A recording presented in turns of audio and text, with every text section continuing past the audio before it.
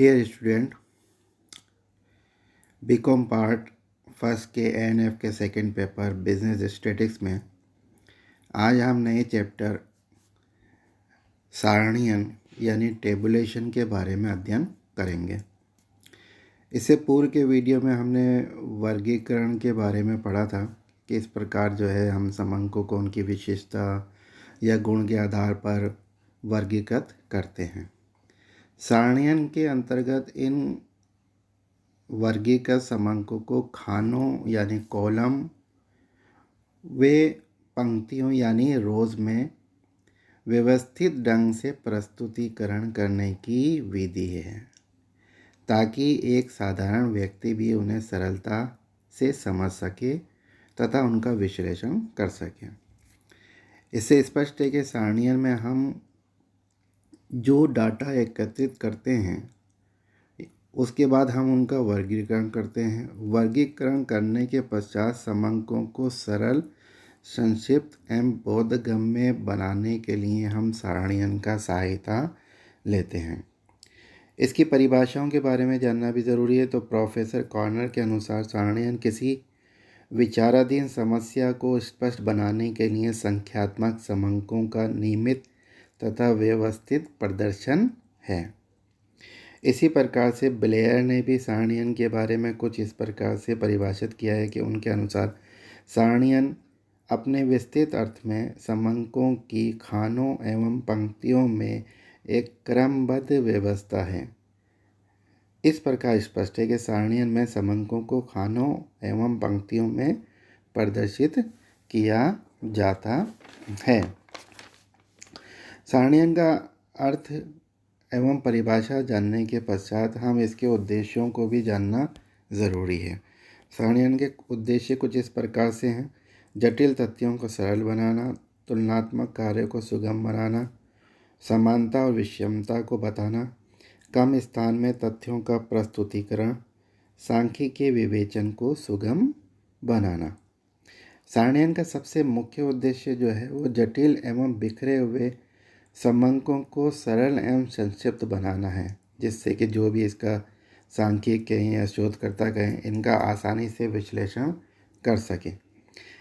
इसी प्रकार से समंकों को विभिन्न भागों में बांटने से तुलना करना संभव हो पाता है। आगे हम देखेंगे कि जैसे सारणियन में प्रस्तुत किए गए समंकों को देखने मात्र से ही उनका तुलना करना आसान हो जाता है। इसी प्रकार सारणियन कर देने से तथ्य अपने आप ही बोलने लगते हैं। इनसे तथ्यों में समानता एवं विषमता का तुरंत पता चल जाता है। इतना ही नहीं बल्कि सारणियन से समंकों की प्रवृत्ति भी दिखने लग जाती है, जिससे अनुसंधान के नए रास्ते का भी खुल जाते हैं।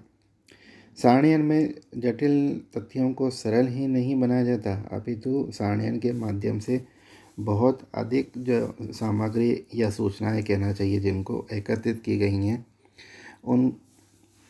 उनको कम अथवा न्यूनतम स्थान में प्रदर्शित किया जाता है। सारणियन करने से समंकों का विश्लेषण एवं निर्वचन भी आसानी से हो जाता है। आगे जब हम सांख्यिकीय मापों का अध्ययन करेंगे तो ये देखेंगे कि सारणी के रूप में जो अंक जो हमें प्रस्तुत किए गए हैं उससे ही हम उनका माप निकालने का कार्य जो है वो संभव हो पाता है। सारणियन और वर्गीकरण के में अंतर भी जानना आप लोगों के लिए आवश्यक है कि जैसे मैंने पहला वाला चैप्टर पढ़ा था वर्गीकरण और अब हम सारणियन को पढ़ रहे हैं, तो इन दोनों में क्या अंतर है। आशय तो हम समझ गए हैं कि वर्गीकरण के अंतर्गत जो है हम समंकों को उनके गुण एवं विशेषता के अनुसार जो है वर्गीकृत कर देते हैं, और सारणियन में हम उन समंकों को रोज एंड जो कॉलम है उसमें वर्गीकृत करते हैं। तो इनमें क्या क्या मुख्य अंतर हैं ये जानना भी आवश्यक है। सारणियन में जो सबसे पहली चीज़ आती है अंतर का वो है क्रम, कि आप ये जानिए कि सबसे पहले समंकों का वर्गीकरण किया जाता है। वर्गीकरण हुए समंकों को ही हम सारणी में दर्शाते हैं। तो इसका मतलब ये हुआ कि वर्गीकरण पहले किया जाने वाला कार्य है और सारणीयन उसके तुरंत पश्चात किए जाने वाला कार्य है। अतः यूँ कह सकते हैं हम कि वर्गीकरण के पश्चात ही सारणीयन किया जाता है। इसके पश्चात इनका अंतर इनके कार्य से संबंधित है। वर्गीकरण में समंकों को उनके गुणों के आधार पर बांटा जाता है, जबकि सारणीयन में उनको खानों एवं पंक्तियों में व्यवस्थित रूप से प्रदर्शित किया जाता है। तीसरा जो मुख्य अंतर है वो ये है कि वर्गीकरण समंकों का विश्लेषण की विधि है। ये बहुत आवश्यक है जो आपको जानना है। अतः इसका उद्देश्य समंकों का विश्लेषण करना है, जबकि सारणीयन का उद्देश्य समंकों को सरल एवं संक्षिप्त रूप में प्रस्तुत करने से। अतः सारणीयन समंकों के प्रस्तुतिकरण की विधि है।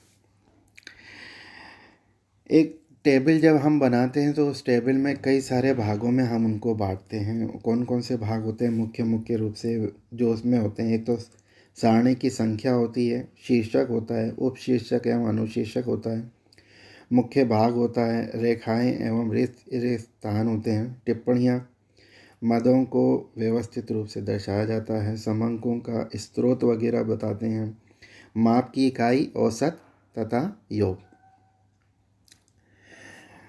एक आपको एग्जांपल मैं देता हूँ कि कौन कौन सी चीज़ें इसमें शामिल होते हैं। तो सबसे ऊपर जो हम जैसे आप इस टेबल में देख रहे हैं, जो टेबल आपके सामने एग्जांपल के रूप में बताई गई है, सारणी के सबसे ऊपर सारणी की संख्या लिखी होती है, टेबल नंबर। जैसे टेबल नंबर 1 है और उसमें अगर उसमें भी हम उसको आगे सब डिवाइडेड करना चाहें तो 1.1 है या 1.2 है। इस प्रकार से हम उसे किसी न किसी प्रकार की कोई संख्या देते हैं। इस संख्या से फिर हम बाद में इनकी एक सूची बना सकते हैं, तो हमारा गणना का कार्य आसान हो जाता है। इसके पश्चात सारणी का एक शीर्षक होता है। शीर्षक छोटा एवं स्पष्ट होना चाहिए कि इससे सारणी की रचना का उद्देश्य एवं क्षेत्र का पता लगना भी ज़रूरी है। मतलब हम जिसकी सारणी बना रहे हैं वो सारणी का विषय ऐसा होना चाहिए, शीर्षक ऐसा होना चाहिए कि सांख्यिक या उसका जो भी शोध करता है वो सिर्फ शीर्षक पढ़ने से उसके अंदर के कंटेंट को आसानी से समझ सके। शीर्षक में शब्दों का चुनाव बहुत ही सोच समझ कर करना चाहिए। शीर्षक के पश्चात कॉलम में उपशीर्षक को दर्शाया जाता है। मतलब जैसे कॉलम होते हैं उनमें उपशीर्षक दर्शाए जाते हैं और इसी प्रकार रोज़ में अनुशीर्षक को दर्शाया जाता है। कॉलम की साइड जो है आपको उपशीर्षक को दिखाना है और रोज़ की साइड जो है आपको अनुशीर्षक को, स्टब्स को दिखाना है। जहाँ तक संभव हो कैप्शन एवं स्टब्स को संख्या कम से कम रखनी चाहिए। सारणी का मुख्य जो अंग होता है वो सारणी का हृदय होता है। मतलब पार्ट ऑफ बॉडी, जैसे हम इसे सारणी की बॉडी मेन रूप से उसे हम हार्ट कहते हैं, वो होता है। इसका आकार ना अधिक विस्तृत होना चाहिए और ना ही छोटा होना चाहिए। समंकियों की संख्या को देखकर इसका निर्णय करना चाहिए। सारणी में रेखाएं एवं रिक्त स्थान भी छोड़ा जाता है ताकि सारणी को सुंदर रूप में दर्शाया जा सके। इस हेतु पूर्व में कच्चा खाका बना लेना चाहिए ताकि सभी मदों का प्रस्तुतिकरण हो सके और यदि सुधार की गुंजाइश हो तो हम सुधार भी कर लें। इसी प्रकार से सारणी के नीचे आप देख रहे हैं कि ये टिप्पणी दी गई है। ये टिप्पणी भी दी जाती है ताकि समंकों के संबंध में अगर कोई स्पष्टीकरण देना हो तो दिखाया जा सके। सारणी में हम जिस मदों को दिखाया जा रहा है उनको व्यवस्थित रूप में वर्णमाला या आकार अथवा उनके महत्व के क्रम में दर्शाया जाना चाहिए। इससे सारणी की महत्वता बढ़ जाती है। इसी प्रकार से सारणी में शामिल किए जाने वाले समंक प्राथमिक अथवा द्वितीय को कोई से भी हो सकते हैं, जिनके बारे में मैंने आपको पूर्व में भी पढ़ाया है। अतः हम इन समंकों को उनकी सारणी के नीचे के भाग में दर्शाया जाना चाहिए। स्तोत्र के रूप में दर्शाएंगे हम। स्तोत्र देने से जो है सारणी की प्रामाणिकता जो है वो बढ़ जाती है। इसी प्रकार से सारणी में दिए गए समंकों की इकाई को भी स्पष्ट रूप से दिखाया जाना चाहिए कि भाई हम जैसे ऊपर आप देख रहे हैं इसमें अप्रॉक्सीमेटेड यूनिट यानी हम जो दिखा रहे हैं वो किस इकाई में, माप की क्या इकाई है उसमें दिखाने से एक जो हमारी सारणी है वो भी काफ़ी अच्छी अट्रैक्टिव लगती है। सारणी के स्तंभों एवं का हमें योग भी सारणी के मुख्य भाग में दिखाया जाना चाहिए, यानी हमने जिसकी सारणी बनाई है उनका योग भी दिखाएं, और यदि आवश्यक हो तो औसत को भी दिखाया जा सकता है। औसत वगैरह दिखाने से जो है सारणी काफ़ी अच्छी लगती है और इससे सारणी की उपयोगिता बढ़ जाती है। धन्यवाद।